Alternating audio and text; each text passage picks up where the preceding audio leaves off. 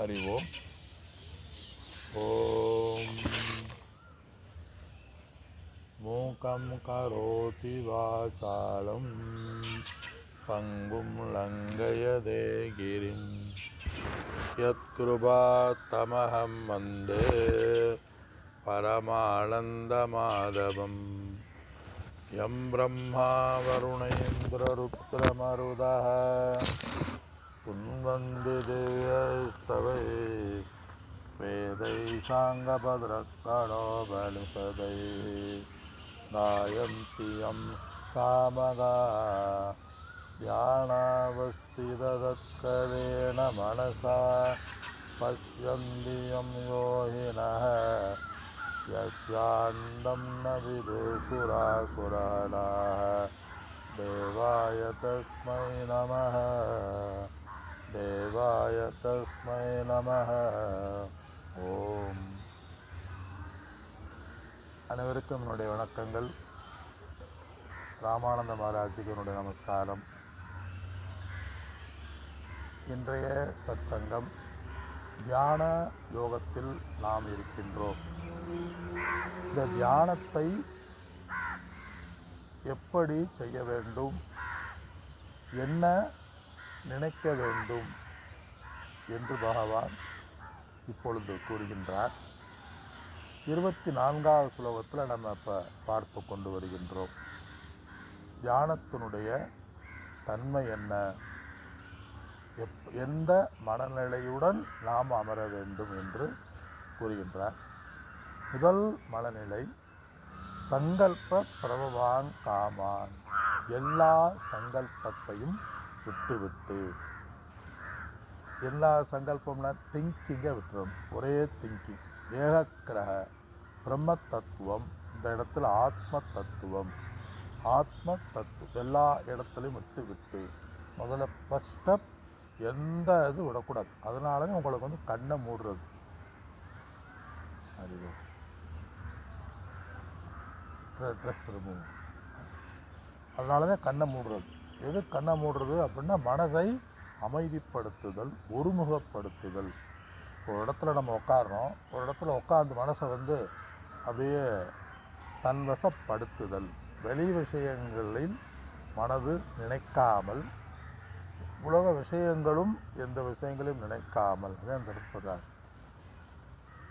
Come on பெற்வா, எல்லா திட்டங்களையும் எல்லா ஆசைகளையும் விட்டுவிட்டு. பெற்வா அதான் எப்படி சர்வான் அசேஷதங்கிறார். சர்வான் அசேஷன உலகப் பொருள்களில் நாட்டம் கொள்ளாமல் எந்த எல்லா எண்ணத்தையும் விட்டுவிட்டு அனாத்மாவிலிருந்து மனதை எடுத்து எந்த விதமான சங்கல்பமும் இன்றி. அசேஷகனா மிச்ச மீதியின்றி, முற்றிலும் வாக்கி இல்லாமல், பற்று இல்லாமல் சொல்லுவாங்களே, ஆசையறிமின் ஈசனோடு ஆயினும் ஆசையறிமின் சொல்றார். பற்று இல்லாமல்.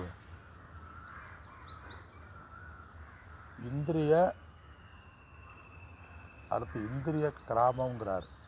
மன சைவ இந்திரிய கிராமம், இந்திரியத்தின் கூட்டத்தை விட்டு விட்டுங்கிறார். நம்ம சொல்லும்ல, கூட்டத்தை விட்டு விட்டுனா என்ன அர்த்தம், பல ஆள் இருக்குன்னு அர்த்தம்.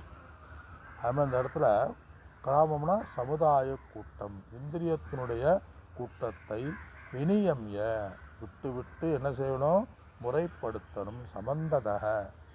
சமந்ததக எல்லா திசைகளிலிருந்தும் இந்திரிய கூட்டங்களை முழுவதும் நீ எடுக்க வேண்டும். அதாவது உடல் மனம் என்ற அபிமானத்தை நீ விட்டுவிட வேண்டும்.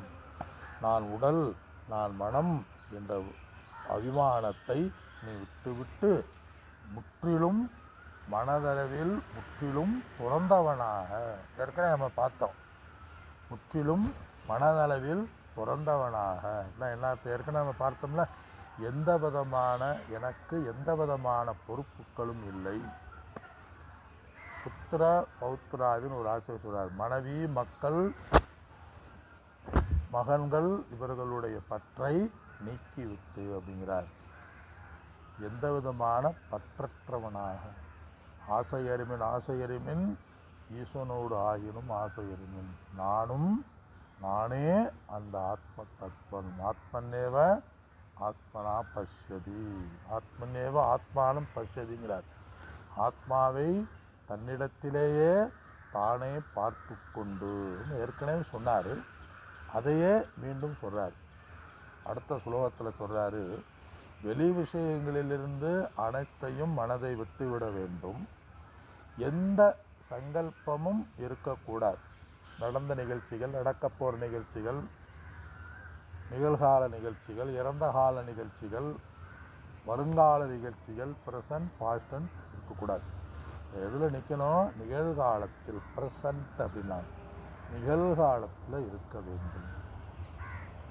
அதை எந்த காலத்திலும் நினைக்காமல் என்ன செய்யணும்? காலத்துக்கும் அப்பாற்பட்ட அந்த எந்த விதமான எல்லா குணங்களையும் விட்டு சத்துவகுணம், ரஜோகுணம், தமோகுணம் எல்லாத்தையும் விட்டுட்டு நீ எந்த சிந்தனையில் இருக்க வேண்டும்? அடுத்த ஸ்லோகத்தில் சொல்கிறார், அவ்வளவு சாதாரணம் அல்ல, நீ உடனே உக்காந்துடக்கூடாது, மெதுவாகத்தான் இழுக்கணும் அப்படின்னு பகவான் சொல்கிறார். மெதுவாக, அளவாக, பொறுமையாக என்ன செய்ய வேண்டும்? 25வது ஸ்லோகத்தில் சொல்கிறார். ஸ்லோகம் 25. சனைஹி ருபரமே ருபரமே புத்தியா திருதி கிரஹீதயா ஆத்மசம்ஸ்தம் மன கிருத்வா ந கிஞ்சித் அபி சிந்தையே,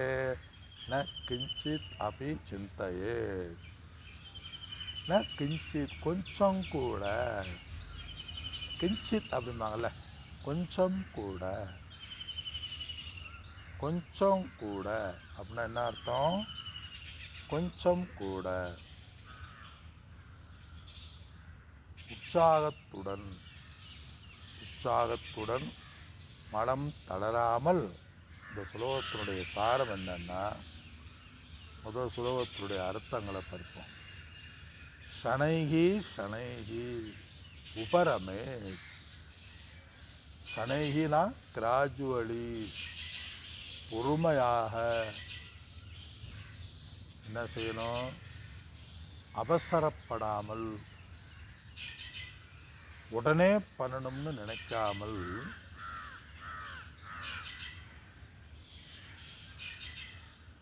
அந்த இடத்துல மெதுவாக, சனைஹி மெதுவாக, சனைஹி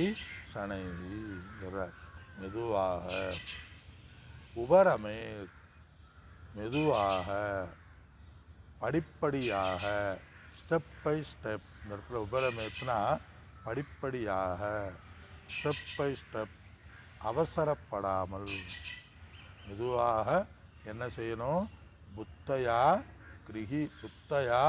திருத்தி கிரஹீதயா. புத்தையான இந்த இடத்துல மனதினுடைய எண்ணங்களை மெதுவாக நீ இழுக்க வேண்டும். எதுக்கு இழுக்கணும்? புத்தையா கிரஹீதயான இந்த இடத்துல இழுக்க வேண்டும். எதில்? புத்தியால். எதுக்கு இழுக்கணும்? ஆத்ம ஞானத்துக்கு நீ இழுக்க வேண்டும். மீண்டும் மீண்டும் நினைக்க வேண்டும். ஒரே சங்கல்பத்தை, வெளி சங்கல்பத்தை விட்டு என்ன செய்யணும்? புத்தியை, அறிவுடன் கூடிய புத்தியை, ஏற்கனவே நீ படித்த வேதாந்த ஆத்ம கருத்துக்களை அந்த எண்ணங்களிலேயே நீ இருக்க வேண்டும். எண்ணங்களிலிருந்து கொண்டு வர வேண்டும். புத்தியா அப்படிங்கிற அறிவால், பிசிக்கலி, உடல் அளவில் அல்ல, அறிவுனால, மனதினால புத்தியால் நிர்ணயிக்கப்பட்ட, எந்த புத்தியால்? எதுவுமே அனாத்மா நித்தியா, நிலையற்றது. ஆத்மா ஒன்றுதான் நிலையானது. காதற்ற ஊசியும் வாராதுதான் கடவுளுக்கே என்ற புத்தியினால ந ச அபரம் லாபம், இந்த ஆத்ம ஞான எண்ணத்தை விட வேறு எண்ணம் இந்த உலகில் நித்தியமானது எதுவும் இல்லை. வேறு எந்த எண்ணமும் மாறக்கூடியது, அழியக்கூடியது, பிரயோஜனம் தராதது. இந்த ஆத்ம ஞானம்தான் பிரயோஜனம் தரும். அது எப்படி நீங்கள் ஆத்ம ஞானம் சொல்கிறீங்க சொன்னால், அடுத்து இரண்டாவது அழகாக சொல்கிறாரு. இப்போ நான் என்ன செய்யணும்? ஆத்ம சம்ஸ்தம் மனக்கிருத்வா அப்படிங்கிறார். ஆத்ம சம்ஸ்தம், ஆத்மா ஸ்வரூபத்தில் மனதை வைத்து, அதிலேயே நீ ஸ்திதகன்னா நீ நிற்க வேண்டும். எதில்? எந்த ஸ்திதக? குருமுகா சிரவண மனன நிதித்தியாசனேன, குருமுகமாக கேட்ட பகவத்கீதை உபனிஷத் போன்ற வேதாந்தத்தில். ஏன் வேதாந்தங்கிறீங்க? நீங்கள் வேதாந்தம் படிக்கிறதுனால வேதாந்தங்கிறீங்களா? இல்லை. இல்லை வேதானந்தா தெரியறதுனால வேதாந்தங்கிறீங்களா? இல்லை. ஏன்? ஆத்ம சம்ஸ்தம் ந அனாத்ம சம்ஸ்தம் ந முருக சம்ஸ்தம் ந சிவசம்ஸ்தம் ந ஜபசம்ஸ்தம் ந ந ந, எதுவுமே எந்த சம்ஸ்தமும் கிடையாது.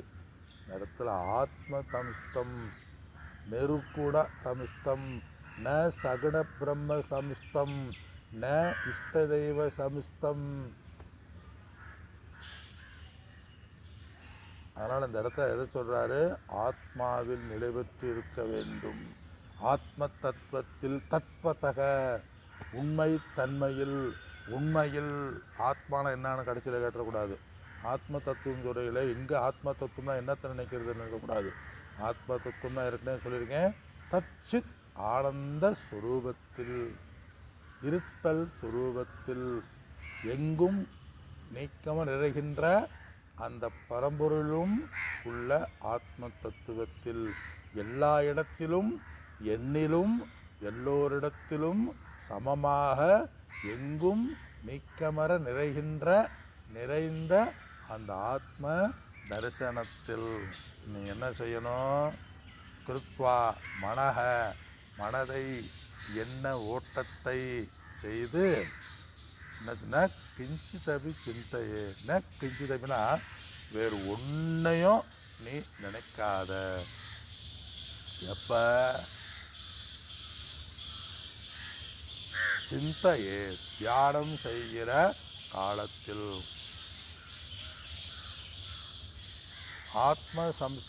ஆத்மாவை நினைக்கும் போது வேறு எந்த எண்ணமும் மனதில் வரக்கூடாது. அனாத்ம விஷயங்களை மனதில் வரக்கூடாது. இல்லை வருதே அப்படின்னா அதுவே தியான பயிற்சி. அந்த மனம் வர்றதுனாலதான் நம்ம ஆத்மத்துவத்தை நினைக்க முடியாது. மனம் வல்லேன்னு சொன்னால் நம்ம ஆத்மத்துவத்தை நினைக்க முடியாது. எண்ணத்தை அடக்க முடியலையே.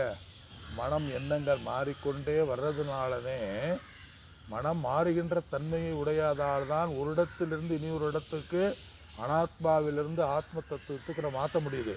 மனம் மாறவே இல்லைன்னா நம்ம மாற்ற முடியாது. அதனால் மனம் மாறுது அலையுதுன்னு கவலைப்படுவோம். அலைகிறதுனாலதே அலையும் தன்மை உடையதுனாலதே மனதை அனாத்மாவிலிருந்து ஆத்மாவுக்கு அந்த அலைகிற மனசை இழுத்துட்டு வர்றோம். ஓடுற மனசை இழுக்க முடியும். எந்த பொருள் ஓடுதோ அதை இழுக்க முடியும். ஓடாத பொருள் இழுக்க முடியாது. மரம் ஓடுவதில்லை, மரத்தை இழுக்க முடியாது. அச்சலம் அருணாச்சலம்பாங்க, மலை அசைவதில்லை, ஓடுவதில்லை, அதை இழுக்க முடியாது. எந்த பொருள் ஓடுகின்றதோ அசைகின்றதோ அதைத்தான் இழுக்க முடியும் இந்த அர்த்தம் சொல்கிறார். ஆத்மாவிலிருந்து மனதை இழு என்று கூறுகின்றார். மீதியை நாம் அடுத்த வகுப்பில் சிந்திப்போம். ஓம் நமோ பகவதே வாசுதேவாய. அனைவருக்கும் வணக்கங்கள். ராமானந்த மகாராஜுக்கு நமஸ்காரம். ஹரி ஓம்.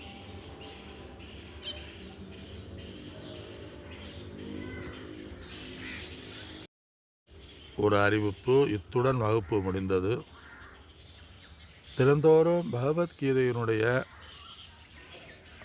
ஒவ்வொரு அத்தியாயமாக நாம் காலை 6 மணியிலிருந்து 6:30 மணி முதல் ஒவ்வொரு அத்தியாயமாக நாம் பார்த்து வருகின்றோம். அதை சில நேரங்களில் ஆடியோ எடுத்து நம்ம பதிவிட்டு வருகின்றோம். 6 to 6:15 தினந்தோறும் காலையில் முடிந்தவர்கள் இது நேரடியாக கேட்கலாம். ஜூமில் டவுன்லோடு செய்து ஜூமுக்குள் நுழைந்து நேரடியாக கேட்கலாம். ஹரி ஓம்.